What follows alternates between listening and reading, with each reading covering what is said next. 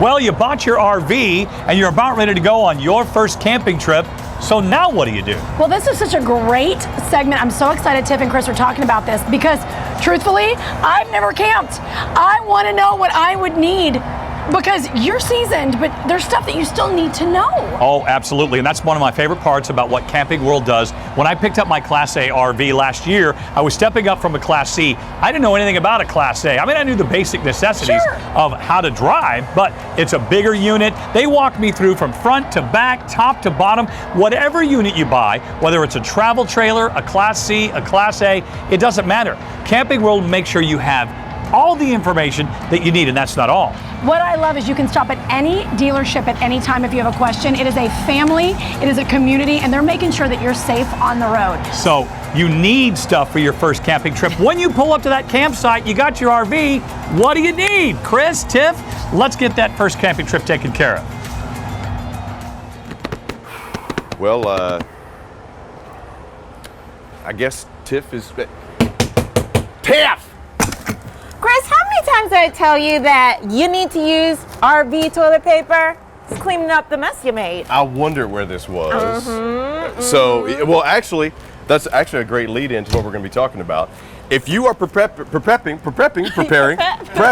for your first camping trip, or you want some of those first-time camping essentials, I brought my good friend Tiffany Remington to talk about some things you're going to need to get, especially now that you bought that first RV. Yep. You guys learned the bumps kind of the hard school way, didn't you? Yeah. Did you say hard stool? Hard way? school. No, no, there was no innuendo there whatsoever. Wow, that was really good. Well, since we're really highlighting the toilet paper here, RV toilet paper, it is a must. Yes. We did learn the hard way because we did use regular toilet paper because, you know, we were trying to be a little bougie and we didn't. Yeah. Well, I mean, you know, there was a sometimes little you bit of want comfort of our home that we were missing, but we also didn't realize how soft actually RV toilet paper is. Yeah. But we did get the you get the pyramiding effect. Pyramid effect, which so, is not fun to clean, let me tell you. It's not, because you got to remember your black tanks, unlike what you have at home, is an ecosystem. So this paper is specifically designed for RV and marine to dissolve inside those black tanks. And while you're at it, you want to grab some biopacks too for those tanks. Yep. Because that's going to help keep everything going so that you don't get that pyramiding effect where when you do go to wash out that black tank, you can actually wash it out as opposed to having something not so pleasant. Speaking of washing out, another RV 101 that we made was not getting two different hoses. One is your drinking hose and the other is the hose that you clean sewer waste. Yes. And you would think that we would have figured that out, but you know, we're like, it's a hose is a hose. But you definitely don't want to use the hose that you're cleaning your sewage out. As your drinking water, As your drinking water. See, and that's they're the thing. made differently. People don't think about it because we have that one green hose at the house. Yeah. And as kids, we would drink out of that. Well, you know, now not so much. So when you're getting your hoses, get the two. Get one that's potable for drinking water, but then also, because you don't know what's going to happen at the campground, get yourself a water filter as well. These can attach either at the water connection or at your RV connection. Easy to use and really helps out whether it's soft water, hard water. You just want to make sure you protect yourself as well as those lines inside your RV. And some of the water hoses, there's like insulated water hoses as well, because when we went camping last year, it was like negative 30 degrees. You don't want your hose water to freeze up. So that's something to think of. Also, there's different lengths, so like 25 feet, 50 feet. I'd say get the bigger one if you can. Get a 50 feet because you never know. Once again, if you're going to be how far away from the connection. And while you're setting up your water, get a water pressure regulator because the same thing. You don't know what that pressure at the campground is going to be. You just made an investment in an RV. Make a little small investment in protecting that water system. And the great thing about those hot water hoses, like the Freeze Band, those will actually put hot water into the coach as well. So if you're bringing it out of winterization, you heat it up so that you don't bust a pipe or something like that when you're coming out of winter. So good little things to have. Love it. And while we're still on the sewer, why are these important? Well, let me tell you this. Well, first of all, what I love about these, the specific one, it has a clear elbow. So when you're draining the sewage, you can actually see when the water runs clear, and when you're clear, you're in the clear. You know what I mean? Yes. Yes. So this hooks up to the sewer, and it also hooks up into your black tank. And if you're picking up on what we're dropping down, you want to make sure that what you're dropping down is going to be clear before you disconnect. That's why these are important to get the clear elbow. The other thing is, you'll notice sometimes with these hoses, there are some that have a thicker mill width on them. That just means they're a little bit stronger. So if you're going to be at a more active campground where maybe kids are riding bikes over the hoses, over the connections, those are good to pick up because they're a little bit stronger, pretty much indestructible. And then once before you put your RV into storage, or even, before you take it out on the trip, it's also important to clean it. Oh yeah, actually get back there in between the blades. Clean it all nice and well. Because you want to protect it too. Right, and these are premium quality brushes, so there's different kind of brushes out there, but you want to make sure that you're buying a brush that is made for the RV, because there is fiberglass, some of the gel coating and rubber roofs if they're still out there. So you want to make sure that you're protecting part of the biggest investments in the RVs, which is the roof. Because Tiff made a great point about it in one of our other segments about how it could be a rubber roof, could be a TPO, could be fiberglass. You want to get something that's specific for that roof, because that's where most of the moisture has the potential to get into the RV. And you want to use products that will clean it properly as well as protect it properly. Because once again, those things will last 12, 14, 20 plus years. You just got to take care of it. Getting up there every 6 months or so, checking it out, cleaning it up before you get it covered. If you do get it covered, smart thing, just get that roof clean. And if you don't feel comfortable, our folks will do it for you. Plus, we also will do free roof checks. You just got to bring it into a camping room. Yeah, and what I love about when you're cleaning the roof, you have an opportunity to check all your seals, as you were saying. And I think that is something we did every 3 months or so, because you just never know. And the wear and tear, especially in the nice sunny Florida sun, it does kind of give a little bit more of it'll tear love to the to the top of the roof. But speaking of love, all right, so now one of the things, now you guys learned firsthand too how important it is to have a surge protector. Right. When we first got our RV, it took us 4 hours to set up just the electric, only because we were so nervous to plug it into shore power, because we thought the inevitable was going to happen. We were just going to electrocute ourselves, and we didn't realize that there was a surge protector out there until our neighbor came out at midnight, because we were rustling around, and he's like, "Do you need help?" And then he told us about the surge protector. So we're like, "You guys look like you might need some help." I know, we did. We were struggling little ones. These are so important. You want to get one that matches the amperage of your RV. So they got 30, they got 50, and I wanted to show you these two types, because you got ones that are hardwired, and then you got the portable ones as well. And if it's hardwired, it just means it has to be installed in your coach. It's a little bit more difficult to upgrade. But it'll still do the same protection. It'll give you the readout if you got open ground, open neutral, because at those campsites, you don't know what the power post is going to have. If it's a full campground, you might get brownouts. You got sensitive electronics inside your RV. This is an investment to make to protect them. So you got multiple styles, multiple sizes. Just pick the one that's right for you. And another little handy dandy thing to have is what we like to call the dog bone.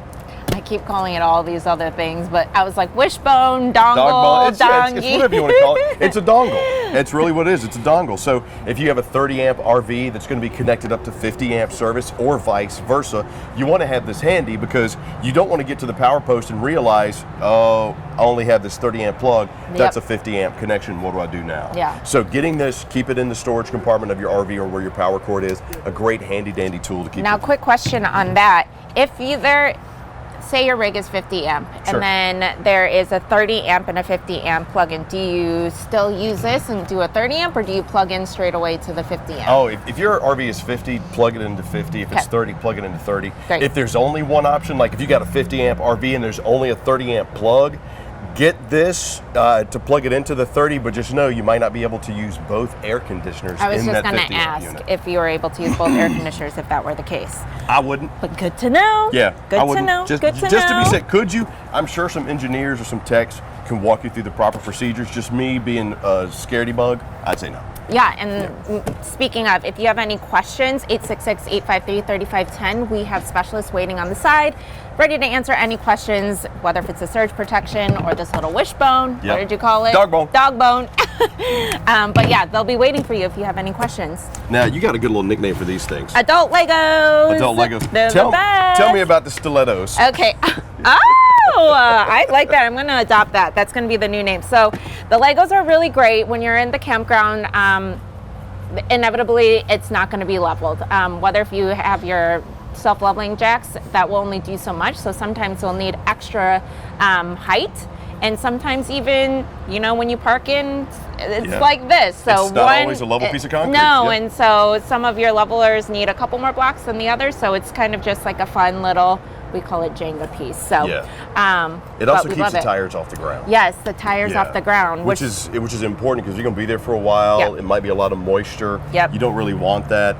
And to Tiff's point, it might be an uneven surface. These are just great to have because a lot of RVs, you want to make sure they are level just because of the systems in there, the refrigerator, the water heater, all that stuff. You don't want everything going to one side because once again, you're protecting your investment. Yep. The other great thing, chalk those wheels. Absolutely chalk those wheels. You might be on the perfect level surface. I don't care. That thing still has round objects underneath. It will move. Better safe than sorry. Always 1,000%. Don't do like I did and end up in a foot boot for 6 weeks because you forgot the chalk block. We learn from all of each other's mistakes. It's okay. Yeah, On to something bigger and better that you taught me. I'm not that bright, but I can lift heavy things. That's the beautiful thing about it. Now, speaking of heavy things, what about that big fish that you caught? These are so at Camping World and Gander, big fish that he caught. We have these awesome coolers that have, a lot of them will have the measuring sticks on top of them. This is where, like Caleb, when he goes fishing, will say, look at this 10-incher that I caught. It's beautiful for when you want to lie to your buddies. And Tiff, how do we take pictures of it? What do we do? You hold it straight up like this and put your body as far back as possible. It makes the fish look huge. Now, unless you got secret. A forehead like this, a 7, 8, 9 head, then it's no help for you. I'm sorry. Gosh, but no, if you're looking for soft-sided coolers, hard-sided coolers, ones that have the cup holders, insulated, if you need something that's going to last for 3 days, 5 days, 7 days, 10 days, backpack coolers, whatever you need, trust me, we have the coolers that are going to make that camping trip so awesome. You're going to find whatever you need. Tailgating, boating, speaking of tailgating, have the coolers. Speaking of the tailgating, show me all of these. These are my favorite. Actually, I've had all of them. Yes, I do have a home grill. I got a big giant one that I love using, but I've found that we use this way more often because it's a lot easier. It's mobile. These are made to fit inside the pass-through storage of most RVs. So they're portable, they're lightweight, but they're still heavy duty. And if you notice, like with these Coleman road trips, you got a lot of these grates have a ceramic coating on them, so it's easy to clean. Nice. They're heavy duty, but they're still lightweight. And look at the cooking surface that you have. The burner under here covers the entire surface. I noticed that there's not a lot when we cook, because we've had this Coleman for years now. There's not a lot, it cooks very evenly. You know how there's normally like hot spots like here and there? This is like a really great way to kind of just keep everything consistent. Now I love this flat top so much you can cook breakfast, lunch, and dinner. Our power went out last week and we pulled this little bad boy out, so it was a great lifesaver as well. But super easy to clean, very versatile. Opens up that cooking experience. Oh, 1,000%. I mean, the whole night. These flat tops, not only are you seeing them more common inside the outside kitchens of RVs, but a lot of people are picking these up to use them at home as well. Yeah, and you guys did the shaken beef on there. I know, which we got to do again on this RV Expo Life. Yes. Oh, let me tell you what. I'll be there if you guys are making the shaken beef. And last but not least, you can't go RVing without the recreation portion of it, which is enjoying your campsite. From all types of patio mats, even ones that have lights on them, to the chairs. The chairs, which is the club chair. Yes. Y'all, the club chair is my favorite. It's a must. it's an absolute must. We used to have baseball games. People Yeah, have been using it's it for, great and, because like outside of camping. Well, we have more camp chairs than anybody in the country at Camping World. So whether you want a zero gravity recliner, you want the rocker, you want the 300-pound capacity padded club So chair, good. which is just a luxurious hug from grandma, you're going to find it at Camping World in Gander. Plus, they all come with the carry straps in the bags. Yeah, that's true. So yeah, Super I have a lot of easy. friends that don't even have RVs, but they bought their camp chairs so they could take it to the kids' baseball games and whatnot. And then The different. Okay, you were telling me the different premium luxury lines of the bonfires. yes, we fire have pits. we have the beginner, the intermediate, and the Yeah. luxury plus. Well, and what's great is you can pick your style. If you need something that's going to burn propane or wood, you got those options. Like this, I like to call the entry-level fire pit. Yep. Because you just use regular wood. We Yep. have 3 or 4 of these at the house. We set up all around for the kids. Then these right here are great because they hook up to one of those little 1-pound propane tanks, the little red campfires. Love it. Cook your marshmallows. But if you really want a great camping experience, if you do have Smokeless? small ones, The smokeless the one. smokeless That's really fire beautiful. pits are amazing. Oh, So. I love it. I need all of them. I actually need all 3. Yeah, no, I agree. But regardless, you're going to find all 3 and more when you get prepared Pretty? for your pretty first time camping trip, or just some camping essentials at campingworld.com or at your local Camping World.